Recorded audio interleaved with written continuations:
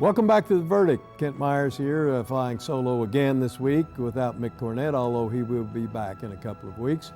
As I indicated last week, and I hope you saw and enjoyed our show on the Ten Commandments issue here in Oklahoma, we're doing the second part today of a two-part series on religion and the law.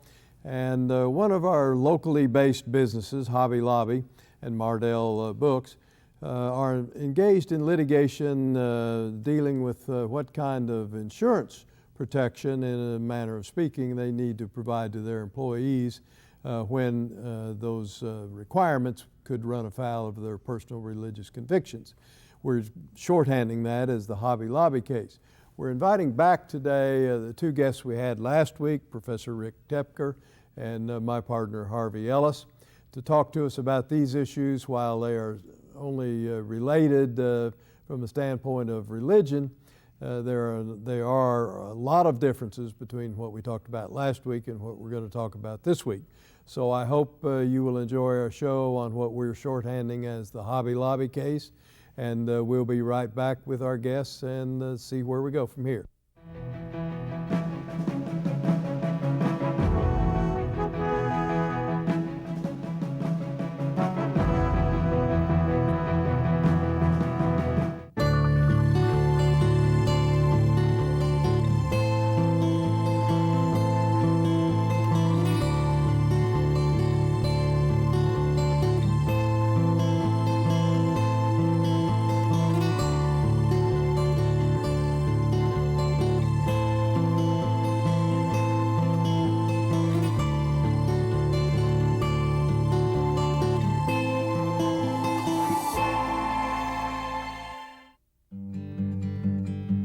I've known I was going to be an artist since I was a little kid. I still have teachers that in grade school that still have my artwork. I think I told them something along the lines, this is keep that, it's going to be worth money someday.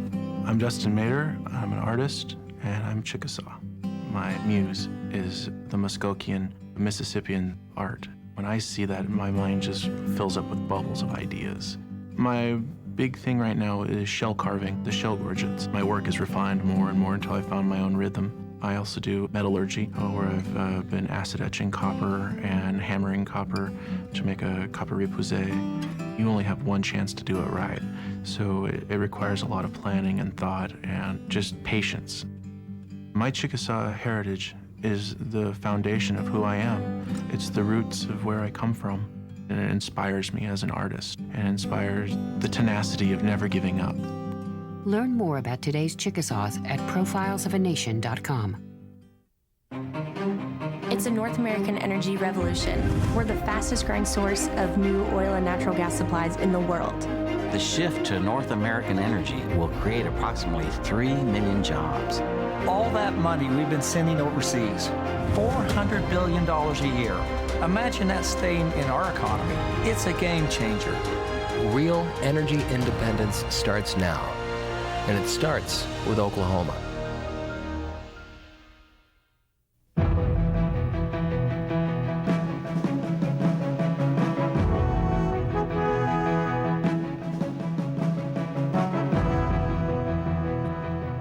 Welcome back to The Verdict. Kent Myers here today without Mick Cornett, but he'll be back soon. We are revisiting a general topic of religion and the law today, but in a completely different context than we did last week. We're really thrilled to welcome back the same two guests we had last week. On my left is Professor Rick Tepker from the University of Oklahoma College of Law.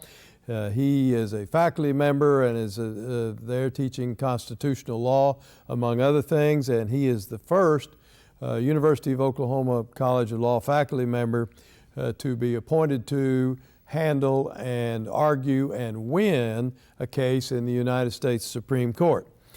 He is a winner of many professional awards and teaching awards. He's been teaching at the University of Oklahoma College of Law for in excess of 30 years. And this will be his third appearance here on The Verdict with us. Rick, welcome back. Glad to be here, thanks. Well, glad to have you. On my right is my partner, Harvey Ellis. This is Harvey's second appearance, his first being last week. He is a lawyer with Crowe Dunlevy. He is the co-author of Appellate Practice in Oklahoma, kind of the appellate Bible, if you will, for appellate practice for Oklahoma practitioners. He's listed and rated in the top category of all peer review rated surveys and lists, such as Best Lawyers, Martindale, and the rest, a bunch of them. He was an outstanding law student. He's an even better law practitioner, and even better than that, he's a better friend of mine. And I appreciate having Harvey back. Thanks for joining us. Thanks for having me. Well, guys, we're taking a little different topic today, and I'm going to kind of give a jump ball and throw it up and see who gets the tip, but as to who starts. But Rick, can you perhaps give us a brief history of what I am shorthanding as the Hobby Lobby case? Well, I can do my best. Okay. Well, it's Harvey very difficult for a law professor to speak briefly about anything. But this is a case that arises from a variety of challenges to regulations associated with the Affordable Health Care Act, popularly known as Obamacare. And it says that women shall have a minimum set of services and protections in the medical benefits programs produced by employers. Now, this is the outgrowth of a long issue that predates President Obama by decades. I mean, it goes back to issues that were before the court in the 70s. It concerns a regulation and an argument that was upheld by the Bush administration for the 8 years. And it basically says women need access to preventive medical care, and including birth control, in order to have equal employment opportunity. General debate is this is a clash between the right to choose abortion and religious freedom. But it's really about gender equality in employment versus religious freedom, a much more difficult, complicated, and problematic issue. Hobby Lobby believes that some of the coverage they're mandated to offer amounts to being accessories or accomplices to abortion, which offends their conscience. They don't want to do that. They don't want to have to pay for an insurance product that includes abortion procedures or abortion aid as part of the package. And they believe that's a substantial burden on their religious freedom rights. And so they invoke two ideas. One is the Free Exercise Clause of the federal Constitution incorporated in the 14th Amendment, but this is a federal law. And then second is the Religious Freedom Restoration Act, passed by Congress to modify the effects of an unpopular Supreme Court decision in 1990, which diminished the free exercise claim in a very substantial way. And that is about as briefly and as simply as I can do it. Apologies for complication. No, that's very, very clear, and I appreciate that. Harvey, how has the case progressed? Where did it start, and what progress has it taken? Hobby Lobby and Mardell bookstores brought the action in federal district court and sought a preliminary injunction. The district court denied the preliminary injunction, and they appealed to the 10th Circuit Court of Appeals, which covers Oklahoma.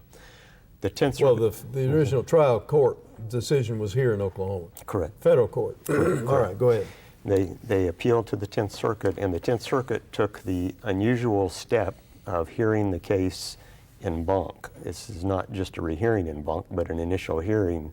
The first time it was heard by all of the judges of the court. En banc being E-N-B-A-N-C. Correct. Which means? All of the judges. So there was all of the judges, not just 3 of them. Correct. All right. So there's 8 judges that heard the case, and there's actually 60 pages of opinions and a number of them. And the issue is really one of the constitutional issue that Professor Tepker mentioned, the free exercise issue, was rejected. It was rejected both at the lower court level and at the 10th Circuit level. So it comes down to the Religious Freedom of Restoration Act. That's a statutory issue, and the statutory issue is one as to whether the regulation, not the Affordable Care Act, but the regulation promulgated pursuant to the Affordable Care Act is constitutionally valid. That question turns on whether the Religious Freedom Restoration Act applies to for-profit corporations, such as Hobby Lobby and Mardell. It clearly does. There's a number of organizations, such as nonprofit religious organizations. There's actually 50 million to 100 million employees that are covered by plans which are exempt from the Religious Freedom of Restoration Act. But nonprofit corporations are not one of the exemptions, and that is where Hobby Lobby and Mardell had to stake their claim, because it was a question of standing to invoke that act. I'm sorry. It was nonprofit or for-profit? For-profit. For-profit. Did I say nonprofit? Yeah. Yeah, I meant for-profit. And so that is where That'll be the only time in my life I'll ever correct Harvey Ellis. Go ahead. So the courts across the country have disagreed on whether the Religious Freedom Restoration Act applies to for-profit corporations, and the 10th Circuit was not unanimous in their views, but most of them held that for-profit corporations would be covered and could have standing, and that's why they reversed the district court. They sent it back to the district court after reversing for some additional findings, and the district court then issued a preliminary injunction, and now the case is in the United States Supreme Court on a petition for certiorari by the Department of... Well, what was preliminarily enjoined? The enforcement of the regulation is actually not the Affordable Care Act. The Affordable Care Act is entirely intact. It is only the regulation that would have permitted or actually required an employer to use or to furnish insurance for 4 methods of contraception that were challenged as destroying human life. So the regulation that Hobby Lobby objected to has been kept in abeyance until a final decision. That's correct. It hasn't been enforced against Hobby Lobby yet. That's correct. And they faced, incidentally, they faced $475 million worth of fines per year under the regulation. $475 million? Per year. It's $100 per employee, $1.3 million a day, and it came out to $475 million a year in penalties. So it was a fairly significant decision. Now, those penalties have been stayed as well? That's correct. Now, let me just make a couple of clarifications. First, the Hobby Lobby case is connected to another case in other circuits, the Conestoga Wagon case. And I do believe the free exercise arguments are there, as well as the statutory arguments. The other point I think needs to be made is that the statutory argument is, in essence, an echo of what used to be the constitutional argument prior to the Peyote case of 1990. So the entire issue resonates with what the country believes about free exercise of religion, whether it's in the statutory basis or the constitutional basis. Okay, I want to come back to that. We've got to break right now for a commercial break, but we'll be back in just a couple of minutes. You're watching The Verdict with Professor Rick Tepker and Harvey Ellis talking today about the Hobby Lobby case. Hope you're enjoying it. We'll see you in just a couple of minutes.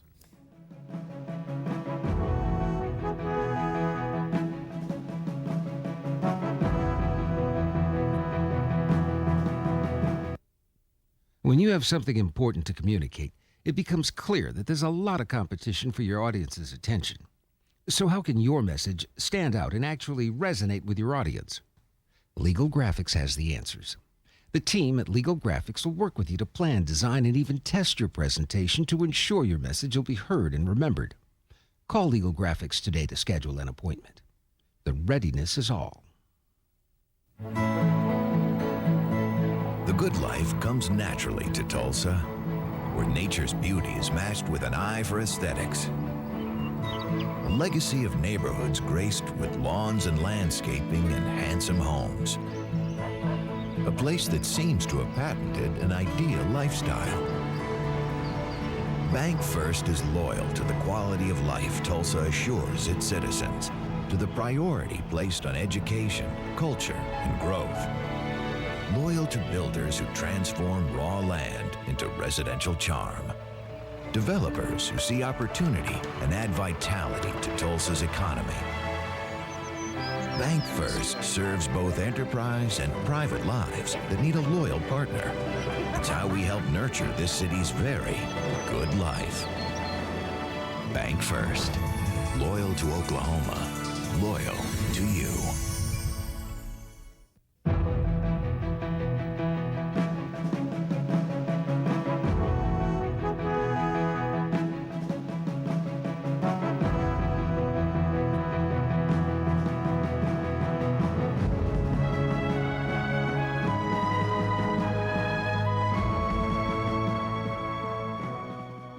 Welcome back. We're visiting with Professor Rick Tepker and Harvey Ellis on the Hobby Lobby case, discussing about the pending United States Supreme Court case and what's likely to happen there.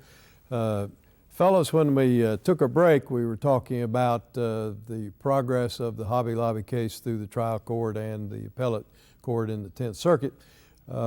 What's pending now? What issues are pending now in front of the U.S. Supreme Court, Rick? Whether the federal regulations violate the Religious Freedom Restoration Act.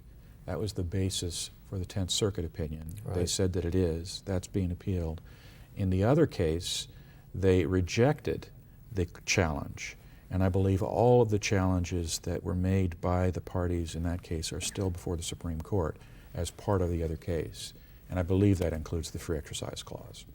But I think the court has practical ability to reach any of the issues it chooses to. It has incentives to narrow the issue. One last point, I'm not entirely convinced that the commentary about corporate form is going to be as basic to this, because I think there is an underlying problem, and that is whether anybody doing business, whether in corporate form or not, suffers a substantial burden on their conscience because they are subjected to an employment law regulation for reasons that are neutral as to religion and part of a law of general applicability.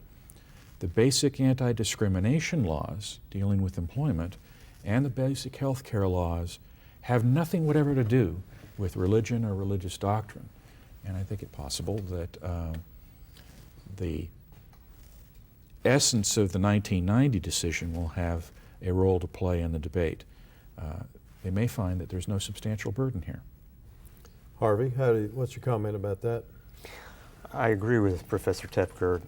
There was a couple of opinions in the Hobby Lobby case of two of the judges who had a laundry list of problems that they thought could arise out of holding that in this neutral context that it would be possible to prevent for an employer to prevent the application of a generally applicable law that's religiously neutral on its face. And I could read part of that just to give you a flavor of what's on the other side. They said a Jehovah Witness could choose to exclude blood transfusions from the corporation's health insurance coverage. Catholic-owned corporations could deprive their employees of coverage for end-of-life hospice care and for medically necessary hysterectomies. Scientologist-owned corporations could refuse to offer their employees coverage for antidepressants or emergency psychiatric treatment. And they went on with a list like that. I'm not totally convinced in this analysis because I think that the same kinds of objections could be made as to religious nonprofit organizations which would be entitled to the same kinds of exemptions and which would be susceptible to that same kind of analysis. So I don't find that very persuasive, but those are the kinds of issues that are being raised against Hobby Lobby and Mardell. The Hobby Lobby case has progressed how far in the Supreme Court? Is it briefed? No, I think it's just, I don't believe so. I didn't check recently. Do you know? I believe there have been briefs on the merits submitted for both of the petitioners, but not for the respondents. I think they're in the middle of the brief writing process. Well, in the normal cycle of things, if that's where we are, when might one expect an oral argument? I was led to believe that they expect an oral argument sometime this spring and a decision before June. I may be wrong about that, but I don't think it's been slated for oral argument. I heard June as well as far as decision. The Supreme Court has a general practice of when it takes a case, it tries to get all of the cases decided for that term by the end of June, and they've got a pretty good record for that. They don't carry them over? They don't carry them over, except under unusual circumstances, a judge dying or resigning, some other deadlock which prevents them from finally disposing of the case. Let's assume, I'm making this assumption because of the terrific penalties that you mentioned were accruing but had been stayed. Let's assume that Hobby Lobby is not successful in its case. would those 400 and some odd $1 million of fines then be assessed, or would they start all over? I don't know whether it'd be retroactive, but it's interesting that Hobby Lobby would have an alternative. I don't know if it's a viable alternative, but if there's the alternative of simply not offering insurance, in which case, or not complying with the law rather than not complying with the regulation. The Affordable Care Act, which requires mandatory group insurance, as we know, has been held to be a tax.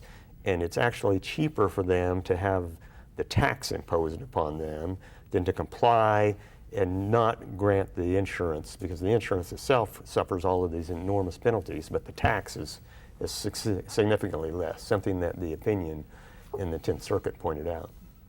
Well, it's once again prediction time, assuming you guys won't leave the set when I ask. Harvey, how's this case going to come out? This is a very difficult one, and I would have no idea. The circuits have gone both ways. I read all of the opinions, and I think it's an extremely difficult question. I can't begin to guess on this. Well, I find the logic in favor of the federal regulations to be compelling, but I believe the votes are there to strike down the Obama administration's regulations. So I'm pessimistic. About the you're pessimistic about you're optimistic about Hobby Lobby's victory. Mm-hmm. Pessimistic about the protest against it. Yes. And very pessimistic about my ability to explain it to my students in the future. Well, but is the source of your opinion pretty much the makeup of the court? Yes. Current makeup of the court? You've got all the votes that were opposed to Obamacare, plus Chief Justice Roberts, and I think there's been an uncertainty about some of the justices on the so-called liberal side on some of these questions. I'm just not convinced that there's an easy 5 votes to uphold this particular federal regulation. If Hobby Lobby prevails, is this going to be, do you anticipate this being a very narrow decision applicable only to Hobby Lobby, or will it have far-reaching impacts to other businesses, other provisions in the law that might be, for some reason or another, objectionable, as Harvey read us a minute ago? In sleepless nights, I can imagine lots of results, including Supreme Court hand-wringing, plurality opinions, and no central explanation at all. If there is a majority opinion, my suspicion will be 5-4. If there's a larger, broader consensus, that would surprise me. That would be the one result that I would have difficulty anticipating. I want to change the subject now. It's not on what we've been talking about, and it comes completely without warning to you. But do either of you see any vacancies accruing? We just have 1 minute left. Vacancies occurring on the Supreme Court in the next 12 months to 24 months. Do you anticipate any? I'm not aware of any unless Justice Ginsburg is... Justice Ginsburg is the person about whom most of the rumors and that fly would be around. Primarily because of health reasons. Right. Yeah. She says she's not going to resign just to give President Obama an opportunity to appoint a successor. Beyond that, I think anything is unpredictable and therefore improbable. Okay. We've got to shut it down. Thank you guys very much. Professor Rick Tepker and Harvey Ellis for talking about the Hobby Lobby case this week and being our Monuments Men last week. You've been watching The Verdict. I'll be right back.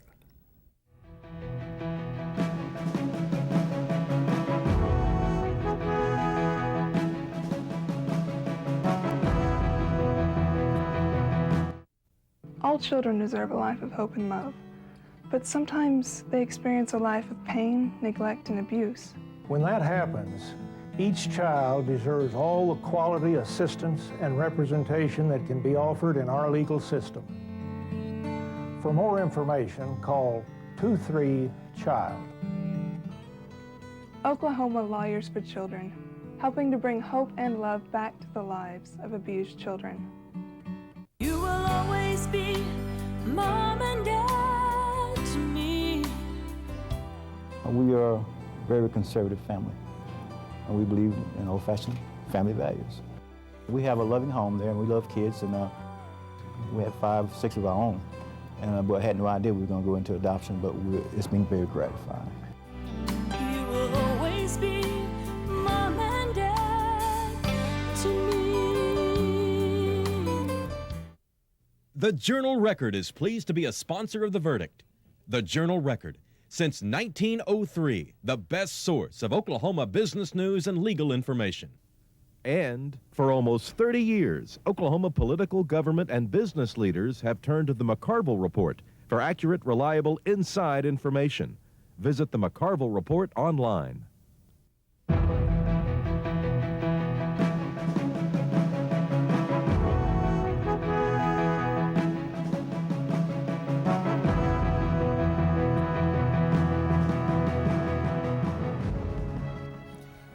Welcome back. We've finished up now the second of our 2 series shows on religion and the law. Thanks once again to Professor Rick Tepker and Harvey Ellis for joining us and giving us such enlightened discussion. Thought it was wonderful that they give us time for 2 shows and to cover these 2 diverse but somewhat related topics. I hope you enjoyed it. By the way, we do maintain a website to get your input on this show or any of our shows or topics that you'd like for us to cover. Our website, as you know, is theverdict.tv. Please get on there and tell us what guests you'd like to see, what topics you'd like to have discussed, and we'll do our best to accommodate, because without you, we don't exist, and we appreciate your thoughts and views. Next week, we're going to be visiting with Dr. Terry Klein, the Commissioner of Health in Oklahoma, talking about, among other things, vaping, e-cigarettes, whatever it may be called in the vernacular. We'll be finding out what is the latest scientific information about that practice. For Mick Cornett, I'm Kent Myers. Thanks for joining us. See you next week.